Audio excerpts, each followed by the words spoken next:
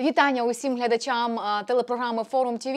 Ми, як завжди, розповідаємо вам цікаві історії з подій української громади, а також знайомимо вас з людьми, які впливають на те, аби допомогти Україні, особливо зараз, в важкий час повномасштабної війни.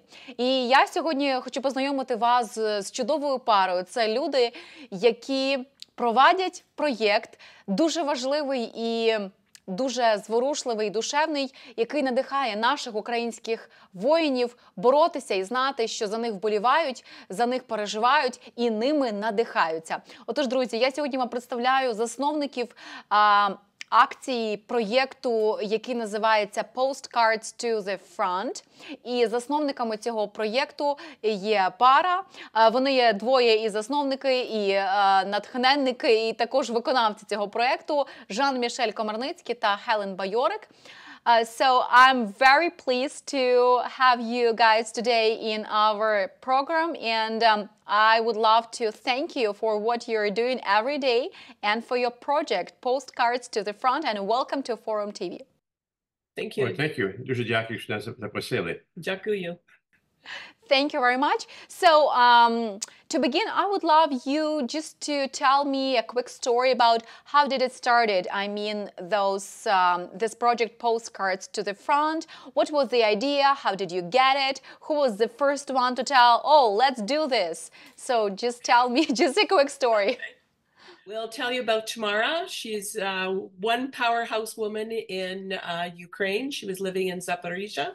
She had her own postcard shop, and the day of the full-scale invasion, she decided to close it, and she started to just take her postcards to cafes, schools, yoga centers, grocery stores, everywhere she could, and with two friends, they started to get postcard messages for defenders within a few weeks to the front, just to let them know that people were thinking of them. And they did a remarkable job. And within a year, a fellow in Australia and myself in Canada, we were members of a postcard organization called Post Crossing.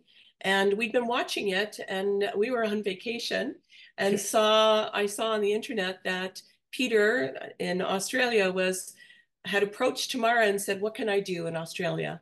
And so I thought, well, Australia, what about Canada? So I followed Peter's development, and we talked about it on our vacation. Yes. And when we came home, we set out Postcards to the Front Canada in April of 2023. So since then, we're all collecting postcards for defenders at the front lines. And Helen and Tamara have developed quite a relationship.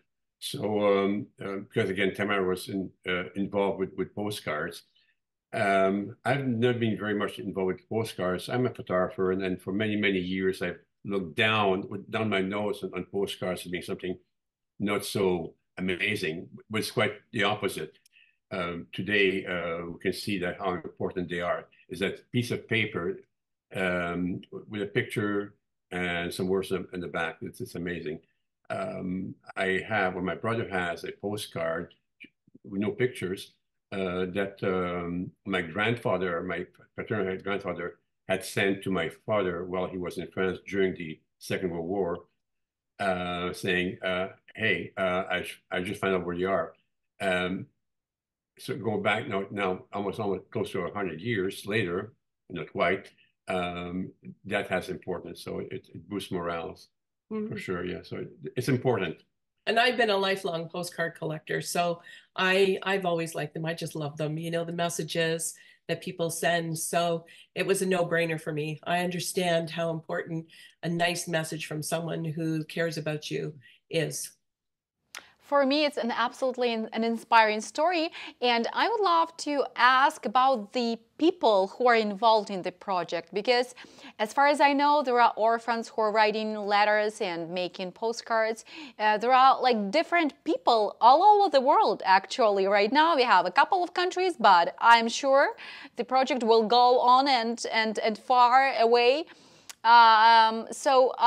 Tell me, please, about some stories that you already know, I'm pretty sure. So who are the people who are writing and making the postcards, and who are the people who are receiving them on the front?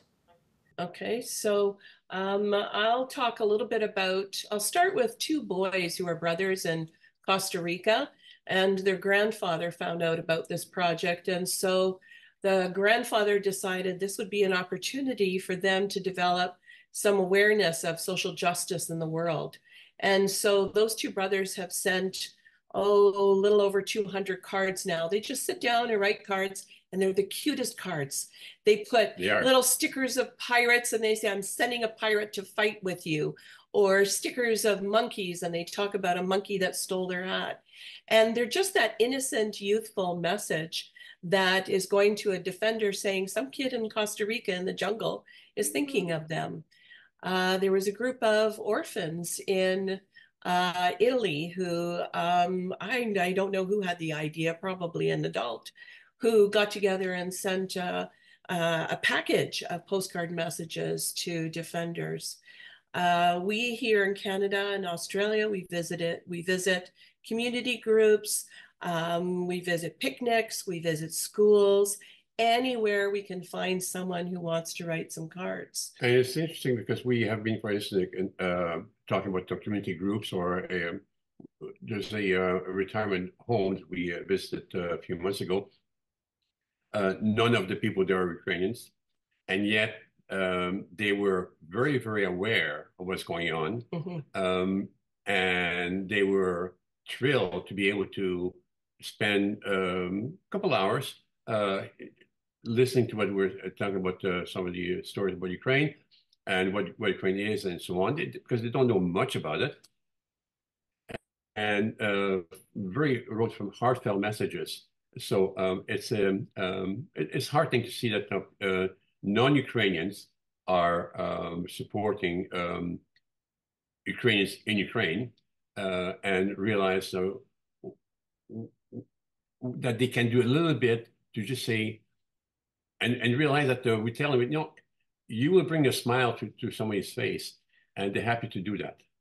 We were in one school group. We went for 2 days to talk about this project because there were two boys who are sheltering with their families here in Canada from Ukraine, and that was a very powerful. It was a very powerful time with those students. They were 10 to 11 and a half years of age, and those two boys were very quiet. It was early in the school year, and they hadn't quite found their sea legs, if you will, in the school community. And the minute Jean-Michel spoke with him and welcomed him in Ukrainian, they perked up, and we asked them to help their classmates write messages to defenders. And they went around and helped them, show them how to write some Ukrainian.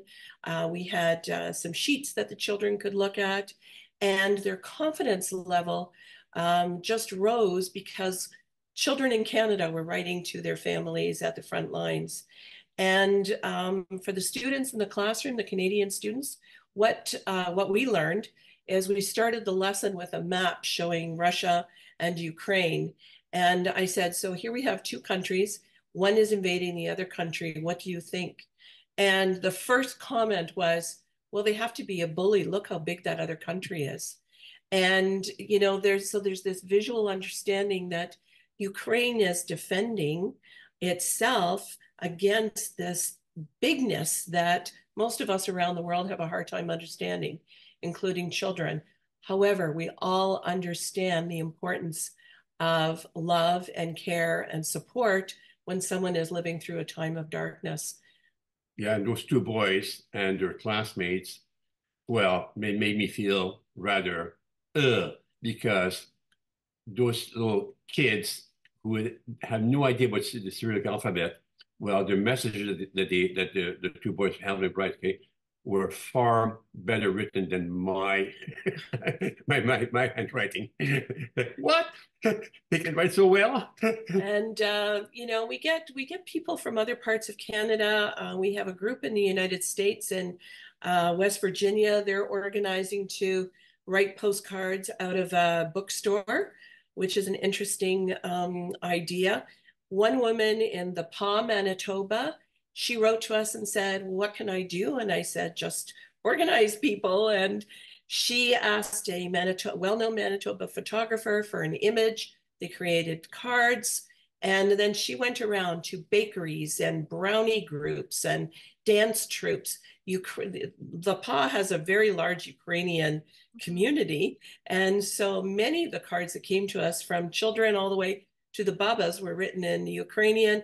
And then there were others who were not writing in Ukrainian. And so there were hundreds of cards that came from this community to then for us to send on to Ukraine. And so I wanted to mention one woman that was at that seniors home, and we're going back. They've invited us back again. And we have been finding that church groups, seniors homes, and so on invite us back again because they want to continue. And one woman, she survived World War II in the Netherlands, and her memories of her childhood are very vivid and not happy memories. And so for her, it was an act of giving back in a country that gave to her to help her country be liberated in the Second World War. So there's this circle of giving back from Canada to Ukraine that has come from the past. And I think these messages, these emotional messages in the present, are coming from historical understandings of how hard the present is. What a story. Wow. So did you have a chance to have a feedback from the defenders, what they think, what they feel about getting those postcards? Well, I will talk about it. Tamara, she talks about all the defenders as her brothers and sisters. And I got a message from her one day, and she said she was visiting one of her brothers, and he was in the hospital. He'd been wounded. And so she just grabbed a bunch of postcards, and I was so excited because one of mine happened to be in there. And she just grabbed this bunch of postcards and took them to him to comfort him. And so they were sitting there, and she started to read some of them to him. And he got tears in his eyes, and he said, stop, I can't listen. And she didn't know what to do with that. And she said to me, we spoke on the phone, she said later, I've never seen men cry over a piece of paper before. And so I said, well, what was the problem? And she said he was just too emotional. So 3 or 4 days later, she got a call at midnight. It was his phone number, and she thought, oh no, she knew he was sent back to the front. And so she thought something had happened, and she said, what's wrong? What's wrong? And he said, we're all here crying. We're all reading these postcards in the dark, and we're all crying. Thank you. And so that emotion, that sense of feeling, that knowledge that there are people in the world who have not forgotten and who still care and who are still trying to do something to support Ukraine. We can't send bombs in envelopes, right? We can't send weapons. Really? I'm sorry. But we can send messages of love. It's just one thing, tangible, meaningful, caring, supportive, and it boosts morale. And Jean-Michel, maybe you can talk about the flag, the signed flag that we had sent. At one point, Helen decided that we'd try to find a flag like the one we have behind us here that combines the Canadian flag and the Ukrainian flag. And we would ask at some event for people to sign them. So we did that the first time at an event in Oshawa. On February 24th this year. And that's the day we met. I have a brain part here. A Canadian who has gone to Ukraine as a volunteer and came back and is going again. And so he was able to sign that flag. Other people signed that flag, and then that flag eventually made its way to a brigade in Ukraine. So signed by a number of Ukrainians in Oshawa, but also some politicians from the area. People know about it. They just want to do something. And that flag is a great story because it unifies us in a way. You know, we're blending the Ukrainian Canadian flags together. And so it had a hard journey. It took a long time to get to Ukraine. Usually it takes 4 to 6 weeks for the mail to go through. Which is amazing they actually can get there. Yes, the postal service in Ukraine is amazing. And but then the truck that was delivering it broke down and they had to shelter and hide. And so then it got stuck with the truck until they could repair it. So we mailed them on February 26th. They arrived on, I think, June 6th or 8th. So it took that many months for that flag to arrive with a big box of postcards. And we have this great image that they sent back to us. We don't get a lot of images, but they sent this great image of them with these guys smiling and happy with postcards and a flag. And that photograph tells a lot of a story about our connections between the two countries. And I could only imagine what you felt at that moment when you received this picture. So I have a question regarding our audience. What's the best way to help the project and to be the part of it? Okay. But it's actually very, very easy. You get a postcard, either one that we can provide for free, or you go to your favorite postcard place and you write anything you want on the back of the postcard in English, in Ukrainian, or whatever, supporting some words out of your heart, and just mail it to us. We have on our website, we have some cheat sheets to help people get started because we noticed that most people are not sure what to write, how to begin. And so we encourage everyone to try some Ukrainian phrase of greeting and farewell. And we encourage people to write from their heart. And we also remind people to put their name and their city or their country, no last name, for security purposes, no address. Fill the entire card. I don't know if you can see this sample. You fill the card completely, put some stickers or color, write, big letters, but some kind of message. We do provide the cards free. Our website has Ukrainian phrases. It has some samples. We have our address. Our address is very simple. We're in the post office in Millbrook, Ontario, L0A1G0. Our website is postcardstothefrontcanada.com. That's it. So all one word. And we do provide cards free. I would like to add, in terms of the global connections, we have postcards that are designed not only by some Canadian designers, by community designers. All the printers who provided our cards have provided the printing free, which is a really big gesture. A woman who is a Ukrainian sheltering in Sweden, she designed some cards for Canada and Australia. A group of children in Ukraine in an amazing educational training program for youth and young adults, like high school, upper ages. They entered a competition to design some postcards and to pitch them as if it was a business model. So they learned the art of design, business, entrepreneurship. And so there were 5 amazingly beautiful designs that came out of that. A woman in Croatia offered her skills. She's a massive stamp collector, and she designed the most beautiful cards, one featuring the Trizub, one featuring a sunflower with the message in Ukrainian, "You are the heartbeat of Ukraine," and a heart of the flag, a heart shape of the flag with stamps. And so again, there's this global connection of people who are offering to produce cards for us so that we can offer them to people free. Yeah, and as far as when we know, if people want to send more than one card, you can put them with about 5 in an envelope. 5 cards. No, stick 5 cards in an envelope. Address it to Postcards to the Front Canada, Box 184, Millbrook, Ontario, and it'll get to us.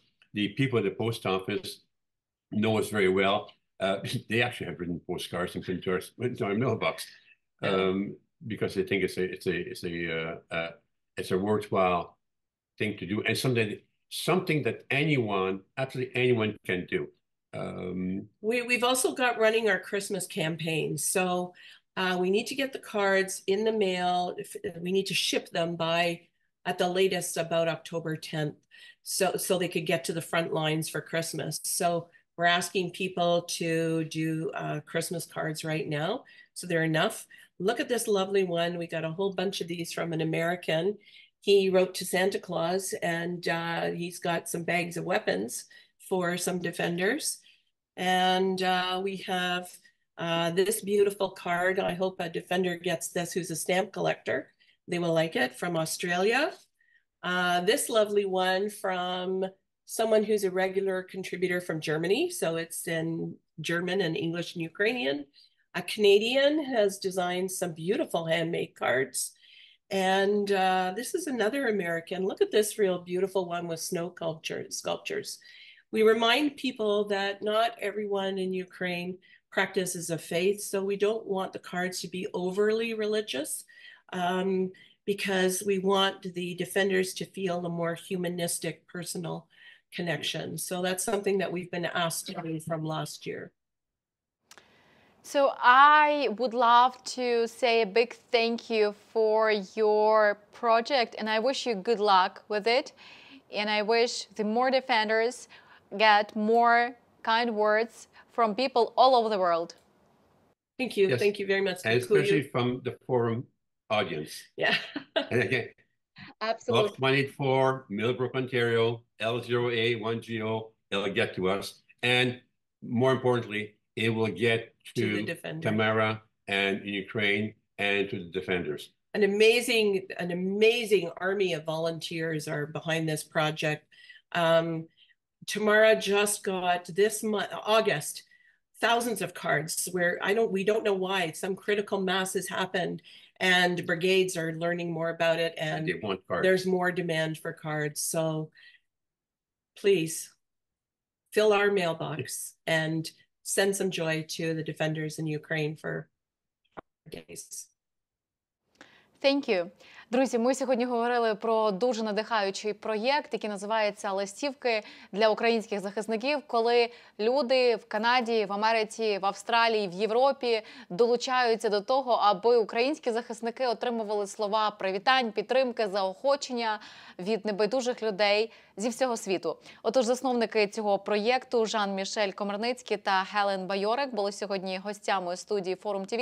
Я ж нагадаю, що всі повні версії наших програм, а також наші інтерв'ю, програми та сюжети можна дивитися на нашому YouTube-каналі. Заходьте, коментуйте, поширюйте та розповідайте друзям. Мене звати Роксолана Бояк. Дякую, що дивилися. На все добре.